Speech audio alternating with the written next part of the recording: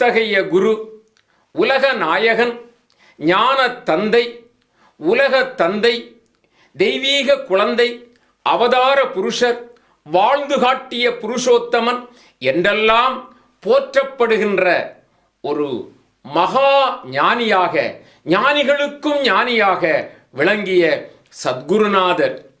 அந்த குருநாதருடைய திருவடியிலே பணிந்து, குருநாதர் மீது அசைக்க முடியாத நம்பிக்கை வைத்து, வைராக்கியத்துடன் குருநாதருடைய திருவடியை இறுக முருக பற்றி கொண்டவர்தான் காணி ஞானி தபஸ்வி பொன்காமராஜ் அவர்கள்.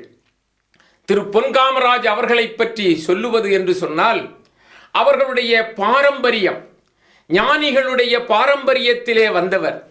வாழையடி வாழையென வந்த திருக்கூட்ட மரபிலே யான் ஒருவனன்றோ என்று சொல்லுகின்ற விதத்திலே காணிமட